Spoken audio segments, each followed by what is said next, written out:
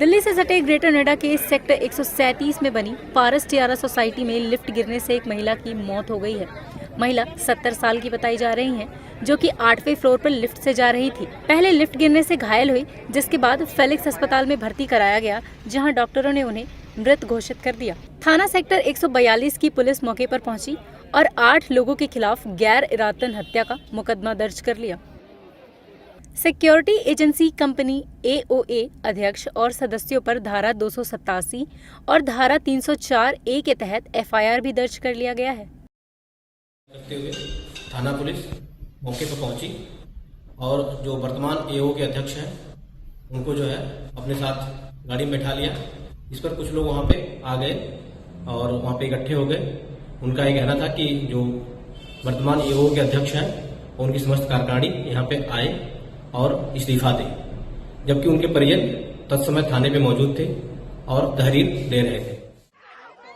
घटना के बाद रेजिडेंट्स रात को स्थानीय लोगों ने जमकर प्रदर्शन किया और इस दौरान पुलिस से झड़प भी हो गई, जिसके बाद पुलिस को हल्का बल प्रयोग करना पड़ा था। बता दें कि कुछ महीने पहले ही ग्रेटर नोएडा के अल्फा 2 इलाके में बनी गोल्फ गार्डेनिया सोसाइटी में एक परिवार के 8 लोग लिफ्ट में 1.5 घंटे तक फंसे रहे थे। फंसे हुए लोगों में 2 बुजुर्ग, 2 बच्चे, एक दंपत्ति, 2 युवक भी शामिल थे। लिफ्ट में फंसे लोग मदद के लिए करीब 1.5 घंटे तक चिल्लाते रहे, लेकिन उनको जल्दी रेस्क्यू नहीं किया जा सका। ऐसे में सवाल ये उठता है कि इतनी महंगी सोसाइटी में भी इतनी बड़ी लापरवाही।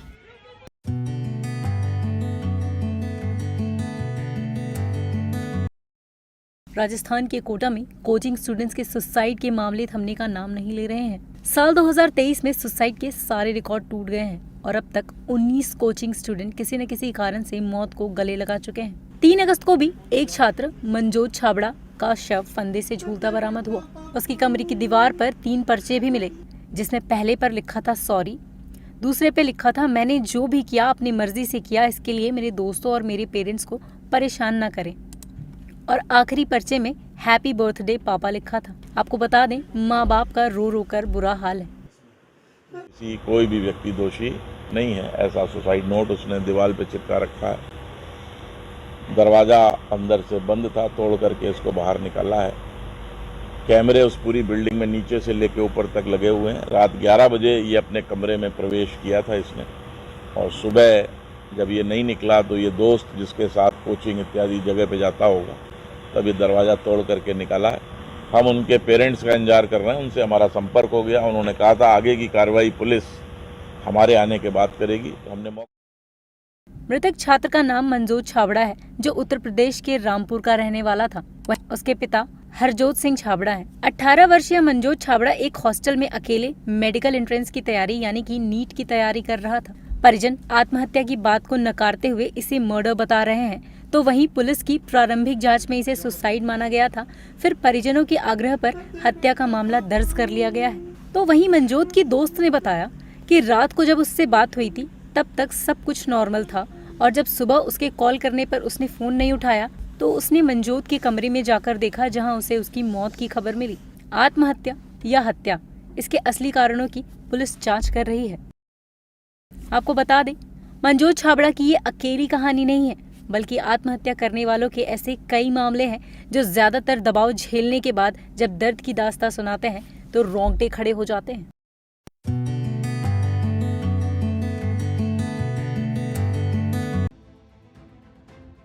कांग्रेस के नेता राहुल गांधी को बड़ी राहत मिली है। मोदी सरनेम विवाद मामले में सुप्रीम कोर्ट ने राहुल गांधी की सजा पर रोक लगा दी है। इससे पहले गुजरात की निचली अदालत ने राहुल गांधी को ये सजा सुनाई थी, जिसे गुजरात हाई कोर्ट ने बरकरार रखा था।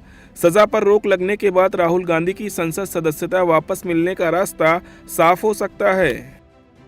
सुप्रीम कोर्ट के फैसले के बाद कांग्रेस की ओर से ट्वीट करके इस फैसले का स्वागत किया गया है। कांग्रेस ने ट्वीट करके लिखा कि ये नफरत के खिलाफ मोहब्बत की जीत है। सत्यमेव जयते, जय हिंद। सुप्रीम कोर्ट द्वारा राहुल गांधी की सजा पर रोक लगाने के बाद कांग्रेस के तमाम नेताओं ने ट्वीट करके इसे सच्चाई और न्याय की जीत बताया है।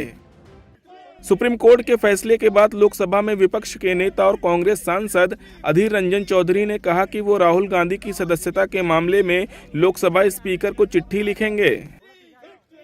खुशी की दिन है, बड़े खुशी की दिन है यार। सर, आप लोकसभा स्पीकर से भी अब कहेंगे? बिल्कुल मांगूंगा। लोकसभा स्पीकर को आज ही मैं चिट्ठी लिखूंगा और सोमवार लोकसभा खुलते ही ये मांग करूंगा। इसी वक्त मैं सदन में हूं, मतलब सदन की परिसर में हूं। अभी अभी जाकर स्पीकर से नहीं तो कम से कम फोन पे उनसे इस मुद्दे पे हम बात करने के लिए तैयार है, करने जा रहे हैं। राहुल गांधी की सजा पर सुप्रीम कोर्ट द्वारा रोक लगाए जाने पर याचिकाकर्ता और बीजेपी विधायक पूर्णेश मोदी ने प्रतिक्रिया दी है। सुप्रीम कोर्ट में श्रीमान राहुल गांधी का कन्विक्शन स्टे किया गया है। इस कानूनी प्रक्रिया में हम इस सम्मानीय फैसले का स्वागत करते हैं। इनमें जब अब सेशंस कोर्ट में ये मुकदमा हम चलने वाला है, वह हमारी ओर से, समाज की ओर से कानूनी जंग जो है वो लड़ी जाएगी। बता दें कि 2019 लोकसभा चुनाव के दौरान राहुल गांधी ने कर्नाटक की एक रैली में मोदी सरनेम पर टिप्पणी की थी। पूर्णेश मोदी ने इसी मामले में याचिका दायर की थी, जबकि राहुल गांधी ने माफी मांगने से इनकार कर दिया था और कोर्ट ने उन्हें सजा दी थी। सूरत कोर्ट के फैसले के खिलाफ राहुल गांधी ने गुजरात हाई कोर्ट में अपील की थी। हालांकि यहां से भी उन्हें राहत नहीं मिली, जिसके बाद राहुल गांधी की संसद सदस्यता चली गई थी।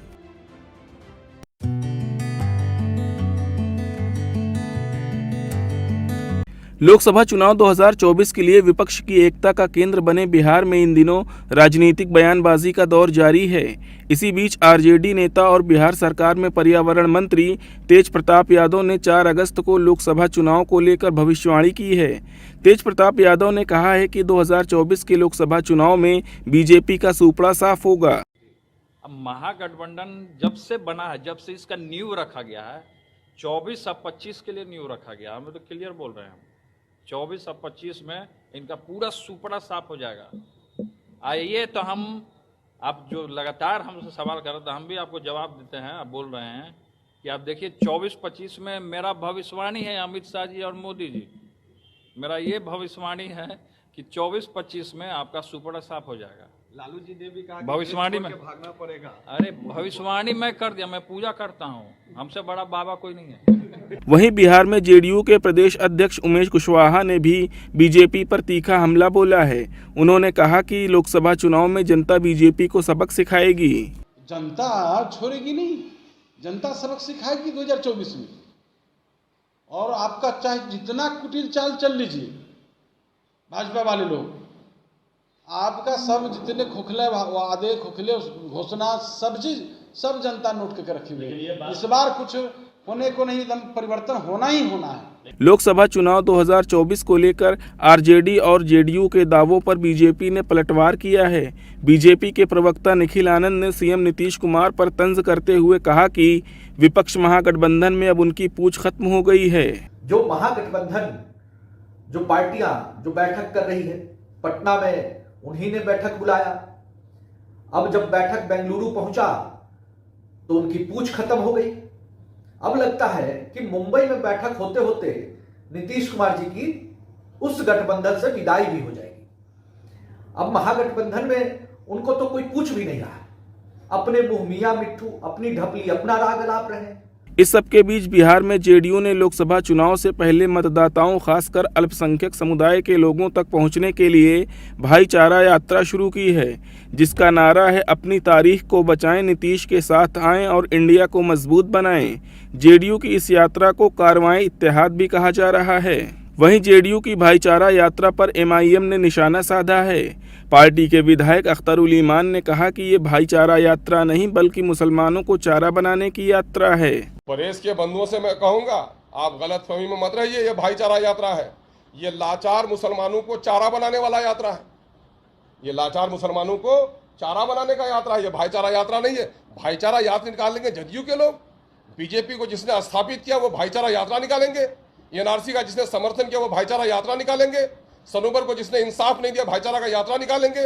मुसलमानों की बड़ी आबादी बस्ती है सीमांचल में, जहां गरीबी अपनी इंतहा को पहुंची हुई है, सैलाब से लोग तबाहाल हैं, सड़कें टूटी हुई है, पुल लटका हुआ है, उर्दू की जिसने बहाली नहीं की, वो लोग भाईचारा यात्रा निकालेंगे। ये दिग्भ्रमित कर रहे हैं जनता को। अख्तरुल ईमान ने कहा कि नीतीश कुमार सिर्फ लोगों को भ्रमित करने का काम कर रहे हैं। जिसने बीजेपी और एनआरसी का समर्थन किया, कभी मुसलमान के लिए कोई काम नहीं किया, वो आज भाईचारा यात्रा निकाल रहे हैं। Subscribe now and press the bell icon. Never miss an update.